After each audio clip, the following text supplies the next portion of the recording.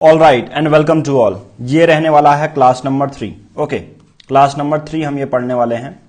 अभी तक हमने क्या पढ़ लिया? देखिए, पहला जो पहला लेक्चर था वो इंट्रोडक्शन था, और दूसरे में हमने पढ़ा इससे पहले पार्ट में स्वर का पूरा जो वर्गीकरण है वो हमने कर लिया है। और इसके बाद आज हम करने वाले हैं व्यंजन। ठीक है, ये तीसरी क्लास रहेगी हिंदी की, व्यंजन। ये हम कर रहे हैं स्पेसिफिक वीपीडीओ के लिए, और जितनी भी चीजें इंक्लूड हो सकती हैं वो सब हम इसमें इंक्लूड कर रहे हैं। ओके, नाउ देखिए, अभी तक हमने ये कर लिया है वर्गीकरण, ये सब डिस्कस कर लिया है। देखिए कौन कौन सी चीजें हैं, स्वर, व्यंजन, ये वगैरह हमने डिस्कस कर लिए हैं।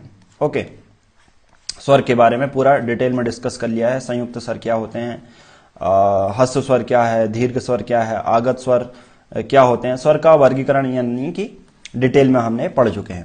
ओके, नाउ आज का जो पूरा मटेरियल रहेगा वो रहेगा व्यंजन के बेसिस पे।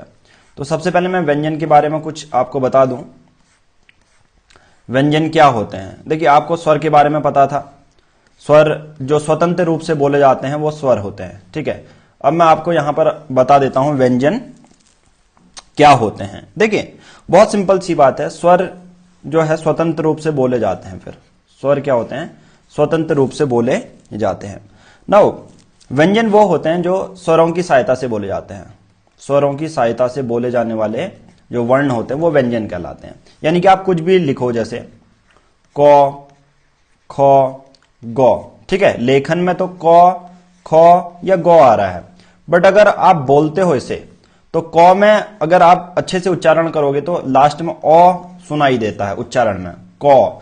यानी कि ऐसे वर्ण जिनका उच्चारण करने समय जो है किसकी हेल्प मिलती है, किसकी हेल्प लेनी पड़ती है हमें?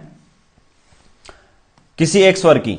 ठीक है, तो उसे क्या कहते हैं? व्यंजन कहते हैं। ये तो हो गई बेसिक डिटेल कि जो आपने व्यंजन पढ़ लिए। व्यंजन बहुत सिंपल सी बात है, स्वरों की सहायता से जो बोले जाने वाले वर्ण होते हैं। अब सहायता कैसे? ओ आपका उच्चारण में आ रहा है ना, तो और ये भी याद रखना, बिना स्वर की सहायता से इनका उच्चारण संभव ही नहीं है, इनका उच्चारण संभव नहीं है। ओके, नाउ देखिए, ये सब हो गए फिर व्यंजन।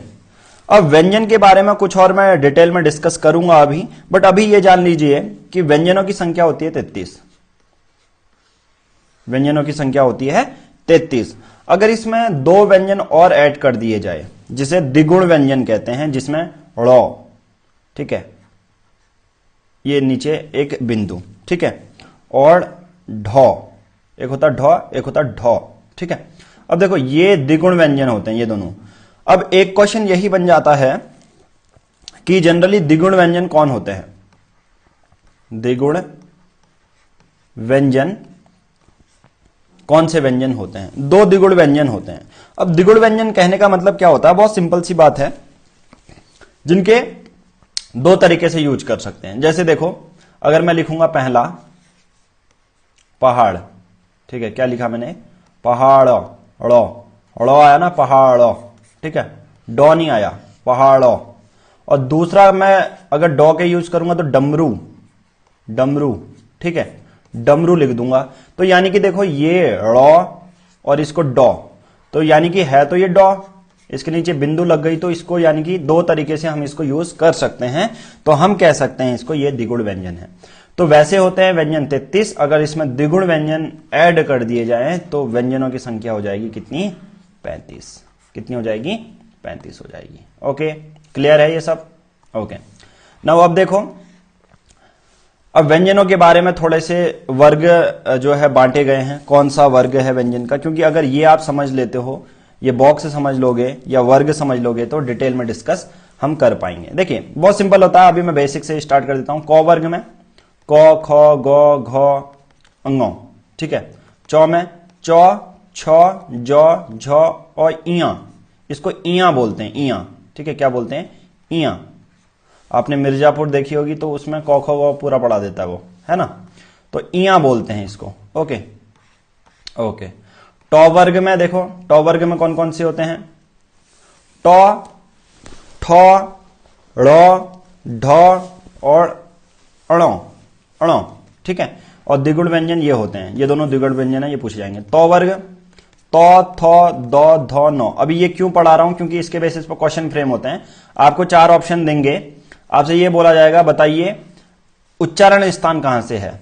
मूर्धन्य है, तालव्य है, ठीक है, दंती है, ओष्ठ है, ये आपसे पूछा इस पे जाता है। बहुत सिंपल सी बातें यहां पर की जाती हैं। तो वर्ग में क्या है, तो, थो, दो, धो और नो है। ओके ना, उसके बाद देखिए पौ वर्ग भी क्या है, पौ, जो ये वाला वर्ग होता है ओष्ठ वाला होता है। अभी मैं वैसे डिटेल में इसको डिस्कस करूंगा। पौ वर्ग क्या होता है, ओष्ठ वाला होता है, जिसमें होंठ मिलते हैं आपके, ठीक है।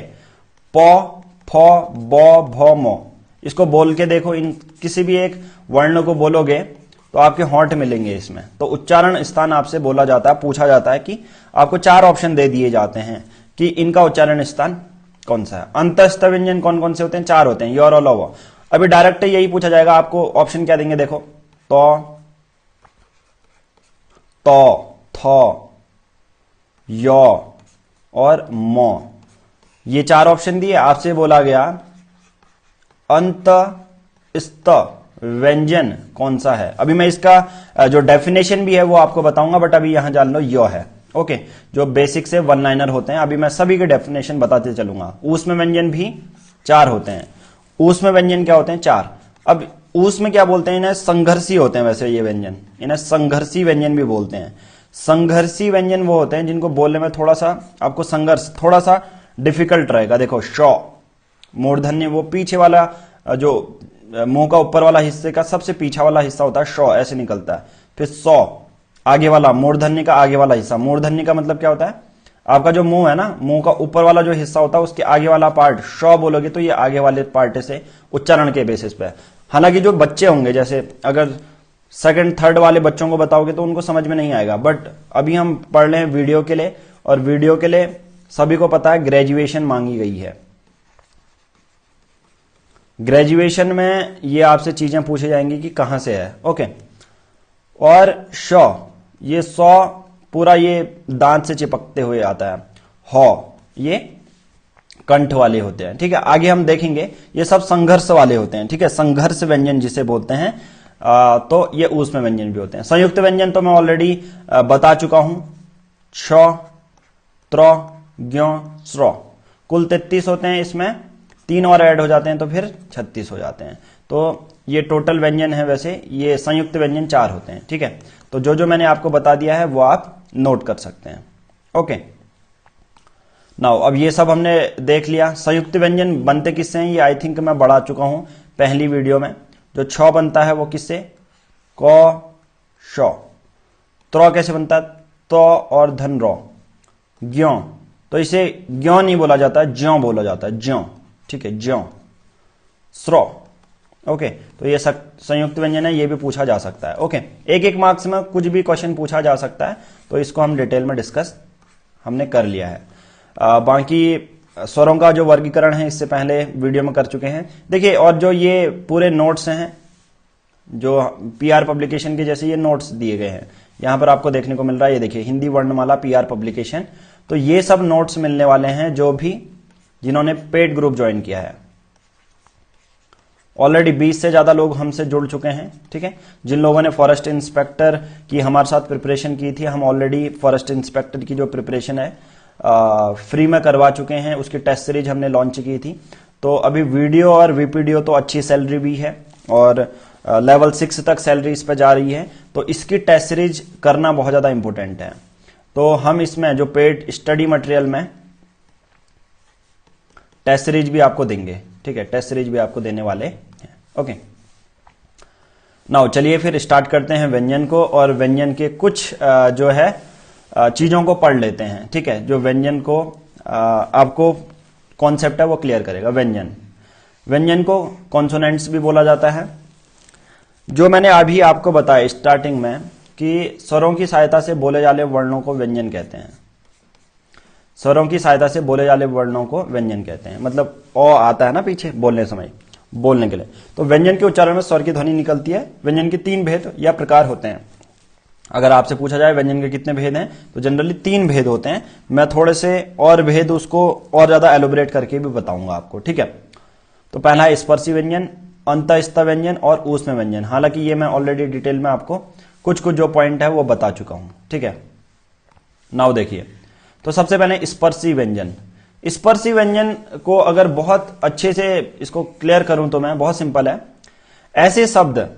ऐसे शब्द जैसे फेफड़ों से हवा निकलती है ना, स्पर्श करते हुए जाते हैं कंठ, ओष्ठ यानी कि होंठ, तालु का मतलब होता है, देखो ये मुंह का ऊपर वाला हिस्सा है, चलो ये मुंह बना दिया मैंने, ये जीभ बना दी, ये जीभ है, ठीक है, क्या है, जीभ। और ये मुंह का ऊपर वाला हिस्सा है। जो ऊपर वाले हिस्से का पीछे वाला हिस्सा होता है, जो टच हो गया, अगर बोलने में किसी के उच्चारण में पीछे वाला हिस्सा हुआ तो इसे आप बोलते हो तालु या तालव्य। मूर्धा होता आगे वाला हिस्सा, मूर्धा। दंत क्या होते हैं, दांत होते हैं। कंठ क्या होता है, जो गले से निकल के हुए आए, ठीक है, ये। और आपका बस यही होते हैं, कंठ बता दिया, ओष्ठ बता दिया, होंठ, ठीक है। पौ फौ बौ बौ वाले होंठ से होते हैं। होंठ को स्पर्श करेंगे तभी इनका उच्चारण कर पाओगे, बिना होंठ को मिलाए बिना आप पौ फौ बौ नहीं बोल सकते, फिर अलग कुछ और निकल जाएगा, ठीक है। तो इसको प्रैक्टिकल भी देख लो, ओके। तो स्पर्श व्यंजन आपको आई थिंक क्लियर हो गया होगा। अब इसके वर्ग होते हैं स्पर्श व्यंजन के, देखो, क वर्ग, च वर्ग, ट वर्ग, त वर्ग और प वर्ग।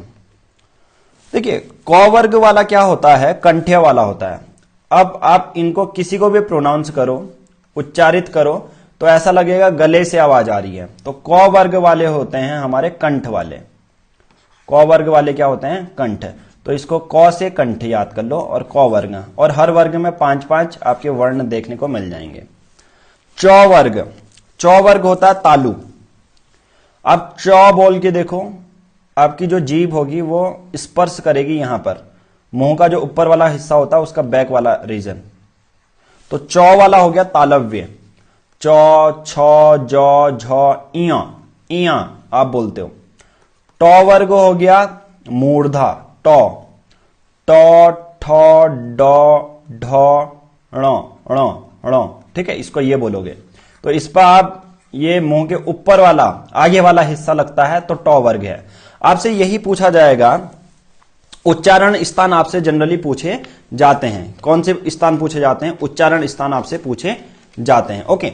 नाउ ये सब चीजें हमने डिस्कस कर रहे हैं, बट आपको ये भी चीजें पता होनी चाहिए कि एक्चुअल में क्वेश्चन कैसे आते हैं, ठीक है। क्वेश्चन की सीरीज भी हम लेके आएंगे कि प्रीवियस ईयर में कैसे पूछे जाते हैं और आपसे किस तरह के क्वेश्चन आप इसे एक्सपेक्ट कर सकते हो, ओके। तो स्पर्शी व्यंजन आप सबको पता चल गया। फिर 4 चीजों में ये डिवाइड किए गए हैं, क वर्ग, च वर्ग, ट वर्ग, त वर्ग और प वर्ग। प वर्ग मैं बता चुका हूं, ओष्ठ वाला है। क्या है, ओष्ठ वाला, ओष्ठ वाला, ओष्ठ मतलब होंठ या ओंठ जिसे बोलते हो आप, ओंठ, ठीक है। प, फ, ब, भ, म, ठीक है। अभी ये सब चीजें हो चुकी हैं।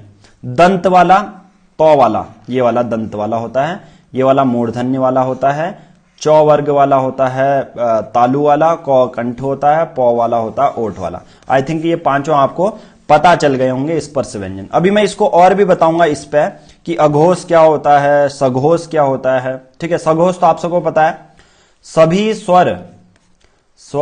स्वर जो होते हैं सघोष होते हैं, सभी स्वर सघोष होते हैं। यानी कि बोलने समय स्वर तंत्रियों में कंपन आना सघोष कहलाता है। अगर स्वर तंत्रियों में कंपन ना आए तो उसे आप अघोष बोलोगे, ठीक है। आई थिंक ये मैं आपको क्लियर कर चुका हूं, ओके। स्पर्श व्यंजन आ चुका है। फिर अब देखो, सभी व्यंजनों को, ये जो भी मैंने चीजें अभी बोली उसी चीज को यहां पर डिटेल में नोट्स के फॉर्म में है। कंठ वाला, जिनके उच्चारण केवल कंठ या गले का उपयोग में होता है, उसे कंठ व्यंजन कहते हैं। क वर्ग के सभी होते हैं, स्वर में अ और आ आता है, ठीक है। इनकी जो बोलने का उच्चारण होता है, इसमें हमारे स्वर कौन कौन से यूज होते हैं और आ, ये आपसे पूछा जाएगा, ठीक है। ये आपसे पूछा जाएगा कि कंठ वाले व्यंजन में कौन कौन से स्वरों का यूज होता है। आप सबको नॉर्मल तो पता चल जाएगा, बट इसमें अ और आ वाला स्वर का यूज होता है इनके उच्चारण के लिए, ओके।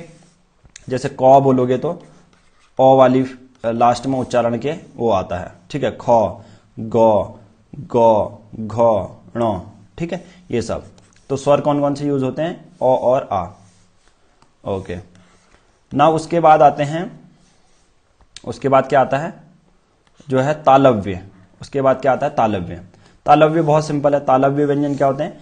तालु और जीभ के स्पर्श से बोले जाने व्यंजन, जीभ के मोटे वाले भाग और तालु के स्पर्श से बोले जाने वाला तालव्य व्यंजन कहलाता है। तालु और जीभ के स्पर्श से बोले जाने वाले व्यंजन, जीभ के मोटे वाले भाग, मोटा वाला भाग क्या होता है आप सबको पता है, जीभ का मोटा वाला भाग क्या होता है? पीछे वाला हिस्सा। और पीछे वाला हिस्सा मतलब मुंह का ऊपर ही तो टच करेगा ना वो बोलने समय, तो जीभ का मोटा वाला हिस्सा होता है पीछे वाला हिस्सा, यानी कि मुंह का पीछे वाला हिस्सा तालव्य वाले कहलाएंगे, ठीक है। ओके, क्लियर है इतना? और इसमें कौन कौन से स्वर का हम यूज कर सकते हैं? ई, यो, शौ, छोटा ई, बड़ी ई, यो और शौ, ठीक है, शौ, सौ।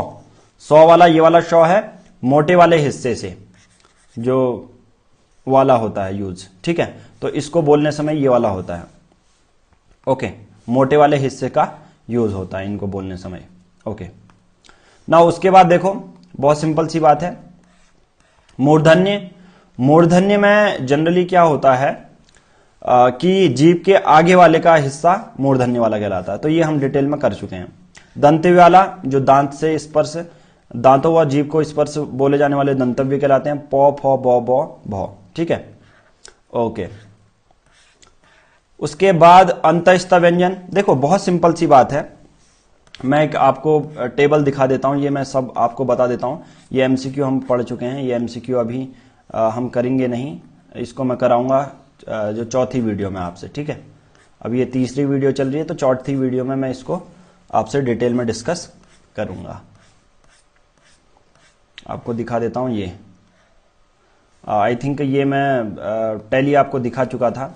यहाँ बेसिक से चीज़ें पता चल जाएंगी। वर्ण तालिका, वर्ण 2 टाइप के होते हैं, स्वर और व्यंजन। ह्रस्व स्वर 4 होते हैं, दीर्घ स्वर 7 होते हैं। ह्रस्व स्वर वो होते हैं जिसमें एक मात्रा का समय लगता है, उच्चारण के बेसिस पर इसको वर्गीकृत किया गया है। दीर्घ स्वर उससे ज़्यादा टाइम लगता है। आ, इसमें से देखोगे तो एक मात्रा ज़्यादा ही होगी। आ, ई, उ, ए, आई, आई बोलते हैं इसे, ए नहीं बोलते हैं, आई, ओ, औ। स्पर्श, फिर व्यंजन भी बहुत तरीके के होते हैं। आपके जो ये व्यंजन है ये आपसे पूछे जा सकते हैं। स्पर्श व्यंजन, स्पर्श व्यंजन क वर्ग से लेके पौ वर्ग तक, यानी कि किसी एक खास हिस्से में टच होते हैं। स्पर्श व्यंजन 27, द्विगुण व्यंजन इसमें आप ऐड कर लो तो, ठीक है, ड़ और ढ। अंतस्थ व्यंजन 4 होते हैं, य, र, ल, व। ऊष्म जिसमें संघर्ष, बोलने में थोड़ी सी डिफिकल्टी आती है, ये भी 4 होते हैं। आगत व्यंजन जो किसी दूसरे विदेशी शब्द से लिए गए हैं, आगत व्यंजन 2 हैं। संयुक्त व्यंजन होते हैं 4, जो सिंगल एकल व्यंजन नहीं होते हैं बल्कि किसी से मिलके बने हैं, ठीक है। ये पहले आप याद रख लेना, ओके, क्योंकि ये आपसे पूछी जा सकती है आपके उसमें। ओके, तो ये आ चुका है। स्वरों की संख्या 11, व्यंजनों की संख्या 52, ठीक है। टोटल वर्णों की संख्या 52, व्यंजन की संख्या 41। ओके, ये भी कभी कभी ऐसे वाले ऑप्शन आ गए तो ये कर लेना। स्वरों, हमेशा स्वर आपसे पूछा जाए तो 11, व्यंजन की संख्या 41, टोटल वर्णों की संख्या 52, ठीक है। ओके, क्लियर है। नाउ अब आगे देख लेते हैं। देखो जो डॉ, ढ, देखो ये वाला द्विगुण उच्चिप्त व्यंजन कहते हैं, ड़ और ढ, ठीक है, ड़ और ढ उच्चिप्त व्यंजन। मतलब देखो इनका अगर आप उच्चारण करोगे ड और ढ को, तो इसमें उच्चारण के समय जीभ पहले ऊपर आएगी, फिर मूर्धा को स्पर्श करते हुए लुढ़क कर जाएगी, ठीक है, मतलब झटके से नीचे जाता है। ड़ आप बोलोगे इसको तो ऐसे उच्चिप्त व्यंजन कहते हैं, उच्चिप्त व्यंजन। तो इस पर कंफ्यूज मत होना। तो देखो कभी भी कोई ऐसे वर्ण आते हैं ना, तो कभी भी ऐसे डेफिनेशन आती है तो उस पर कंफ्यूज मत होना। सभी डेफिनेशन उच्चारण के बेसिस पे यहां पर डिवाइड है। देखो उच्चारण करने समय जीभ पहले ऊपर उठेगी, फिर मूर्धा को टच करके झटके से नीचे गिरेगा, ड़। तो उच्चिप्त व्यंजन 2 होते हैं, ठीक है, ड़ और ढ। विदेशी है ज और फ, ज और फ, ठीक है, ये विदेशी हैं। Okay, clear. उसके बाद आपको क्या याद रखना है ये तो मैं ऑलरेडी बता चुका हूं। अब यहां पर देखो कुछ चीजें हैं जो आपको याद होनी चाहिए। कंठी वाले क वर्ग होता है, फिर तालव्य मुंह के भीतर का छत का पिछला भाग, मूर्धन्य मुंह के भीतर के छत का अगला भाग, और ओष्ठ वाला ओंठ वाला, ठीक है। हस्व दीर्घ निरुनासिक ये सब आपको देखने को मिल जाएंगे। ये हस्व स्वर होते हैं, अ ई री उ, दीर्घ स्वर आ ई ए आई ओ औ ऊ, ठीक है, अ आ ई। निरुनासिक, निरुनासिक सिर्फ मुंह से हवा निकलती है जिसको बोलने समय। अनुनासिक कल मैंने ट्रिक बताई थी, जिसमें भी चंद्र बिंदा लग जाएगा वो अनुनासिक होते हैं, यानी कि अनुनासिक जिसमें मुंह और नाक दोनों से हवा निकलती है बोलने समय, उसके उच्चारण के समय, ठीक है। ये टेबल भी आई थिंक क्लियर हो गई होगी आपकी, ओके। और क्या है, और अब मैं यहां पर थोड़े से वन लाइनर बता देता हूं, बट उससे पहले जल्दी जल्दी मैं एक टेबल दिखाऊंगा जिसके बेसिस पे यहां पर समझा देता हूं, ठीक है। टेबल में क ख ग वर्ग अगर आपको दिखाऊंगा तो आप क्लियर हो जाओगे उससे। ये देखिए, ये वाली टेबल बहुत ज़्यादा इंपॉर्टेंट है और ये टेबल हर जगह आपको मिल भी जाएगी, ठीक है। देखो, व्यंजनों का वर्गीकरण, स्थान और सघोष, अल्प प्राण, महाप्राण, ये क्या होते हैं, ये बहुत ज्यादा इंपॉर्टेंट है, आपसे पूछे ही जाएंगे। अब देखो, व्यंजनों के लिए वर्गीकरण का स्थान। अब देखो, सबसे पहला है कंठ। कंठ वाले कौन से होते हैं, क ख ग घ अंग, ठीक है। अब देखो, जो पहला होता है, पहला हो गया, और जो तीसरा हो गया, और जो पांचवा हो गया, ठीक है। हर में 5 5 होते हैं, तो पहला, तीसरा और पांचवा याद रखना, यानी कि ऑड आप कह सकते हो उसे, होता ना 1 3 5 7। तो ये पहला, तीसरा, पांचवा अल्प प्राण होते हैं। अल्प प्राण यानी कि बोलने समय कम हवा निकलती है, बोलने समय कम हवा निकलती है। तो कभी भी क वर्ग वाले में पहला, चाहे क ख ग घ, मतलब कोई वाला, कंठ वर्ग वाला, तालव्य, मूर्धन्य, दंत्य वाला, ओष्ठ वाला, इसमें पहला, तीसरा और पांचवा जो स्थान होगा ना, सभी का देख लो, सभी का, कोई इस पे दो राय नहीं है, सभी में, सभी का पहला, तीसरा, पांचवा जो होगा वो अल्प प्राण वाला होगा। अल्प प्राण मतलब इन तीनों को बोलने के लिए हवा कम निकलेगी मुंह से उच्चारण के समय। तो पहला वाला कॉन्सेप्ट याद आ गया फिर, कि पहला, तीसरा और पांचवा स्थान वाला जो होता है अल्प प्राण होते हैं, यानी कि इनको जो बोलने समय, उच्चारण के समय हवा कम आती है, ठीक है। तो क्लियर हो गया ये। दूसरा देखो, जो दूसरा और चौथा स्थान होते हैं, ख और घ, इसमें भी छ झ, इसमें ज्यादा हवा निकलती है, तो ये महाप्राण होते हैं। तो पहला तो आई थिंक आपको फैक्ट पता चल गया कि पहला, तीसरा और पांचवा स्थान वाले जो व्यंजनों को वर्गीकृत किया जाता है वो अल्प प्राण होते हैं, ठीक है। ये क्लियर रखना अपने में। जो दूसरा और चौथा स्थान वाला होता है ये होता है महाप्राण, इस पे हवा ज्यादा निकलती है, हवा ज्यादा निकलती है, महाप्राण होते हैं। ओके, ये क्लियर हो गया। ये तो पहला वाला हो गया। फिर आपके आई थिंक 2 फैक्ट मैंने क्लियर कर दिए। अब तीसरा फैक्ट देखो, बहुत सिंपल सी बात है, जो पहला और दूसरा होता है वो अघोष होते हैं, बाकी तीसरा, चौथा, पांचवा हर वर्ग के, ठीक है, हर वर्ग के बारे में बात कर रहा हूं, एक वर्ग के बारे में बात नहीं कर रहा हूं, ठीक है। देखो, इसको मैं और इरेज कर लेता हूं, इसको अच्छे से बता देता हूं आपको। जो दूसरा और पहला और दूसरा होगा हर वर्ग का, पहला और दूसरा, पहला और दूसरा, ये अघोष होते हैं। अघोष यानी कि बोलने समय अघोष, स्वर तंत्री में कंपन नहीं होगी, इसमें स्वर तंत्री में कंपन कम होगी या होगी ही नहीं। तो पहला और दूसरा अघोष, तीसरा, चौथा और पांचवा हर वर्ग का सघोष। तो इनके बेसिस पे हमें सघोष क्या होते हैं, जिनको बोलने समय स्वर तंत्री में कंपन आए, घ अंग, ठीक है, इया, ठीक है, कंपन देखने को मिले, उच्चारण करने समय सुनने को मिले, तो ये होते हैं। तो आई थिंक मैं आपको 4 फैक्ट क्लियर करवा चुका हूं यहां से, जो कि आपको पता होने चाहिए। तो सबसे पहला फैक्ट क्या है, पहला फैक्ट बहुत सिंपल है। देखो, पहला फैक्ट है, इसको रेड से कर लेते हैं। पहला फैक्ट है कि पहला, तीसरा और पांचवा अल्प प्राण, अल्प प्राण। दूसरा और चौथा जो वर्ग का जो नंबर होगा, दूसरा और चौथा वर्ण जो होगा हर वर्ग का, महाप्राण होगा, ओके, तो पहला फैक्टर तो ये हो गया, ठीक है। अब यहां पर से पहला और दूसरा अघोष होगा, इसको नोट कर लो, ये छोटी छोटी चीजें आपसे पूछी जाएंगी। तीसरा, चौथा, पांचवा सघोष होगा, और ये आपको टेबल याद होनी चाहिए। तो यहां पर से इतना ही चीजें हैं जो कि हमने पढ़नी थी। ओके, और क्या है देखो, आगत ध्वनियां, ग्रहित, अयोगवाह वो होते हैं। देखो अयोगवाह के बारे में भी बता देता हूं। अयोगवाह ऊपर का बिंदु, जैसे अंग, अह,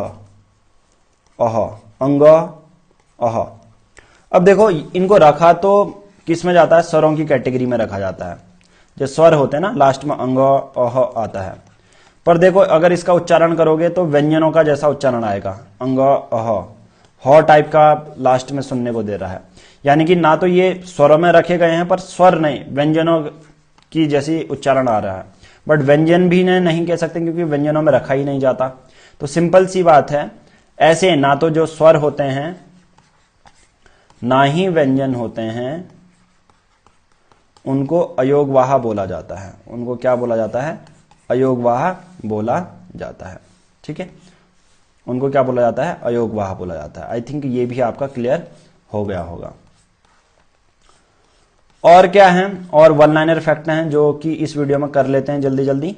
और आई थिंक मैं सभी चीजें जो मैं बता चुका हूं वर्गीकरण, वो क्लियर कर चुका हूं, ठीक है। अघोष जिनमें स्वरतंत्रियों में कंपन ना हो, और जितने भी आप लूसेंट से भी पढ़ रहे हो तो वो पता होना चाहिए आपको, ठीक है। एक और चीज बता देता हूं, अंतःस्थ व्यंजन के बारे में भी बता देता हूं, ठीक है। दूसरा जो वर्गीकरण है व्यंजनों का, वो अंतःस्थ व्यंजन भी होता है। मतलब ऐसे जो देखिए अंतःस्थ व्यंजन 4 हैं, य, र, ल और व।